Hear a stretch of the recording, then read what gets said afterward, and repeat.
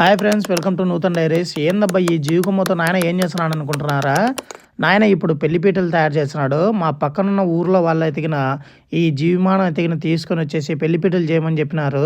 2 పెళ్లిపీటలు, ఒకటి తెడ్డు కట్టి తయారు చేసిన తర్వాత ఇట్లా వాళ్ళ ఊరిగా ఎతికిన పొయ్యి ఇచ్చేసినాము. ఇది మరుసటి రోజు పెళ్లి జరిగే సమయం. ఇది పెళ్లి మండపం ఎతికిన చాలా బాగుంది. ఇది కంప్లీట్గా సెంట్రల్ వేసి రాగానే ఒకటి స్ట్రాబెర్రీ జ్యూస్ ఎతికిన ఇచ్చినారు. పెళ్లి ఎవరైతే చేపిస్తున్నారో వాళ్ళే పెళ్లిపీటలు కూడా చేపియాలన్నమాట. ఒకవేళ మా ఊర్లో వాళ్ళది పెళ్లి ఎతికిన వాళ్ళు బ్యాండ్ మేళంతో వచ్చి పెళ్లిపీటలు తీసుకొని ఆశీర్వాదం తీసుకొని వెళ్తారు. ఒకవేళ మన పక్క ఊర్లో వాళ్ళది ఎతికిన మన వాళ్ళ ఊర్లో ఉన్నటువంటి గుడి దగ్గరికి వెళ్ళేసి ఎతికిన పెళ్లిపీటలు ఇవ్వాలన్నమాట. మర్చిపోయిన పెళ్లి ఎతికిన తాడపత్రిలో అనంతపురం రోడ్లో జరుగుతుంది. కళ్యాణ మండపం వచ్చేసి బొజ్జయ్య కళ్యాణ మండపం.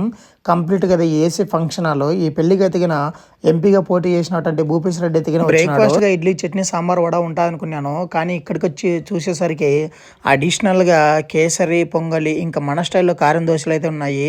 ఇంకో 2 దోశలు వేపించుకొనేసి తినేసి ఇంకా బయటకు వచ్చి స్ట్రాబెరీ జ్యూస్ అయితే తాగినాను. ఒకవైపు ఈయన పాన్బిడ కడతంటగిన పక్కనేమో ఫ్రూట్ సలాడ్ అయితే ప్రిపేర్ చేస్తున్నారు.